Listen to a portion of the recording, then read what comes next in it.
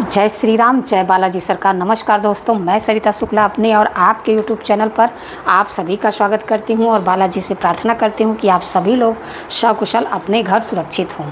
आज की वीडियो मैं बना रही हूं मतलब साल की अंतिम अमावस्या को लेकर के।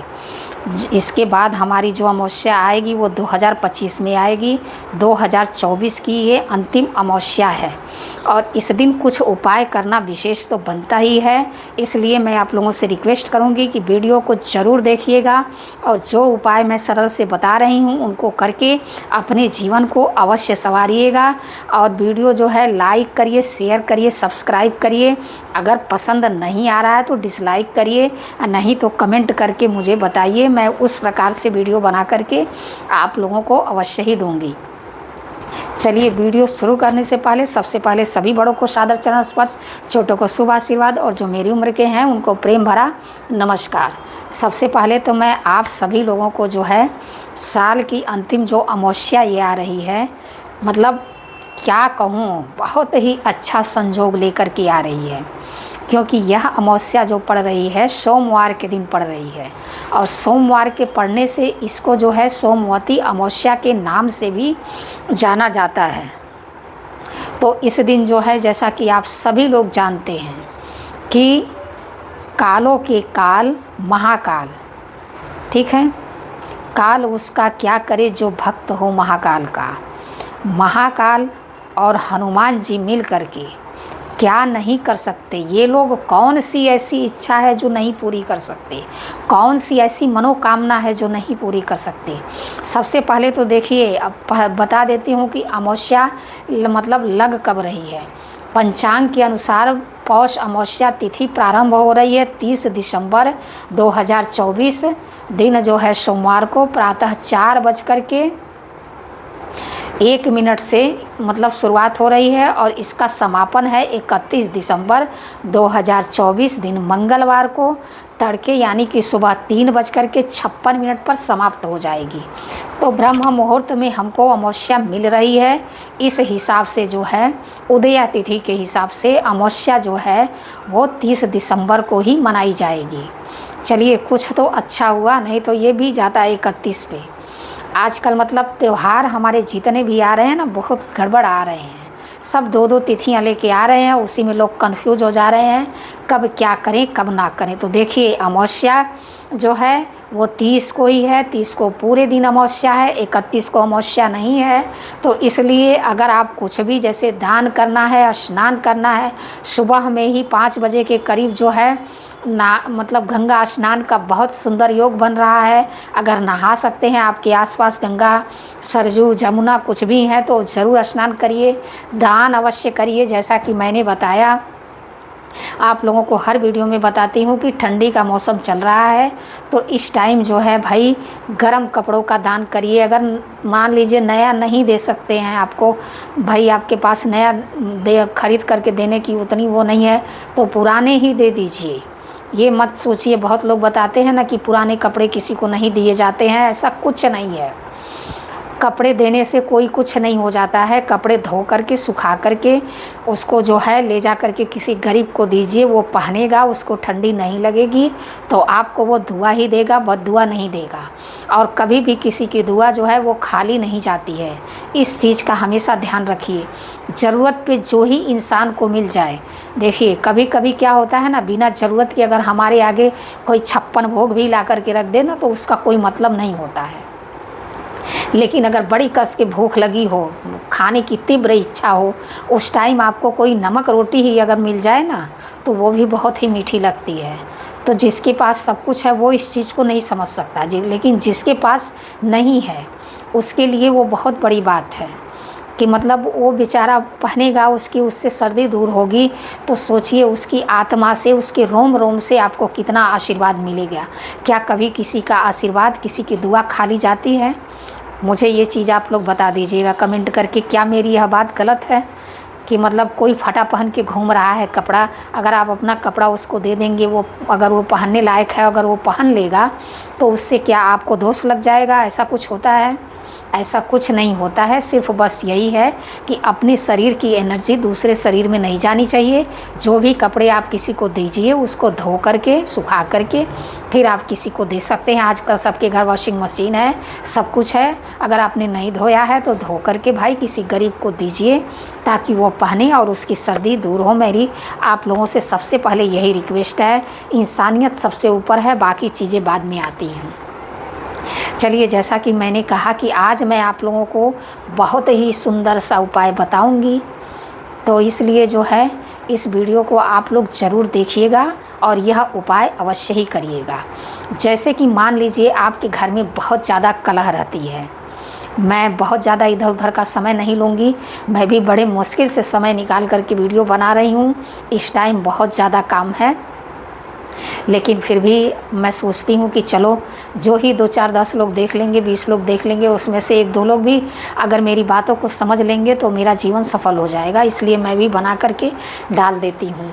तो जो मैं आज आप लोगों को उपाय बता रही हूँ भोलेनाथ का उपाय है। इसको अवश्य करिए और इसका लाभ अवश्य उठाइए। देखिए, जैसे कि मैंने आप लोगों को पहले ही बताया कि सोमवार को पड़ रही है अमावस्या, इसलिए इसको सोमवती अमावस्या कहते हैं। अमावस्या के दिन सबसे बड़ी बात तो ये है कि अगर आप चाहते हैं कि आपको त्रिदेवों का आशीर्वाद प्राप्त हो, त्रिदेव यानी कि ब्रह्मा, विष्णु और महेश, तीनों लोगों का, तो आपको सबसे बड़ा काम तो यही करना चाहिए ना। संजोग से इस बार रविवार नहीं पड़ रहा है, सोमवार पड़ रहा है, तो सबसे बढ़िया काम है कि इस दिन जो है पीपल के पेड़ के जड़ में काला तिल डाल करके ले जा करके जल चढ़ाइए। क्योंकि ऐसा माना जाता है कि पीपल के पेड़ के जड़ में जो है त्रिदेव निवास करते हैं।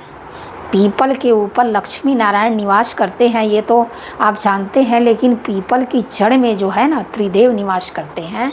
तो सीधे आप त्रिदेव को जल चढ़ाएंगे तो आपको फल कैसे नहीं प्राप्त होगा। आपकी जो भी मनोकामना है कहिए और अपने मतलब पूरे श्रद्धा और भक्ति के साथ जल चढ़ाइए। ओम नमो भगवते वासुदेवाय, ओम नमो भगवते वासुदेवाय, इस मंत्र का 108 बार जाप करिए। और वहीं पर एक जो है सरसों के तेल का दीपक जलाइए और एक घी का दीपक जलाइए, 2 दीपक जलाइए। एक सरसों के तेल का दीपक कब जलाना है? सबसे पहले तो आप लक्ष्मी नारायण की पूजा करिए घी जला करके, विष्णु सहस्त्र नाम का पाठ करिए वहीं बैठ करके, नमः शिवाय का 108 बार जाप करिए वहीं बैठ करके पीपल के पेड़ के नीचे, ठीक है। उसके बाद आपको क्या करना है, उसके बाद सरसों के तेल का दीपक जलाइए और वहाँ बैठ जाइए और ओम शम शनिश्चराय नमः, ओम शम शनिश्चराय नमः, इस मंत्र का 108 बार जाप करिए और अंत में एक बार हनुमान चालीसा का पाठ करिए। उसके बाद देखिए कि आपके जीवन से संकट कैसे नहीं दूर होते हैं, आपकी मनोकामना कैसे नहीं पूरी होती है। तो इस दिन जो है पीपल के, और हाँ, एक पीला धागा अपने नाप का ले लीजिए, उसमें कम से कम 11 गांठ लगाइए अपनी मनोकामना बोलते हुए और उसको पीपल के पेड़ में ले जा करके आपको बांध देना है। उसके बाद आप देखिए आपकी कामनाएं अवश्य पूरी होंगी। देखिए, उपाय कोई जादू नहीं होता है, आपकी श्रद्धा होती है, आपकी भक्ति होती है और आपका विश्वास होता है। अगर आपकी श्रद्धा भक्ति है और आपका विश्वास अटल है तो आप जिस कार्य के लिए भी जो उपाय करेंगे वह उपाय भगवान की कृपा से और भोलेनाथ की कृपा से और हनुमान जी की कृपा से अवश्य ही पूरा होगा। तो इसलिए यह मन में विश्वास करके आप यह उपाय करिए, आपका कार्य अवश्य ही होगा, भोलेनाथ आपके ऊपर अवश्य ही कृपा करेंगे।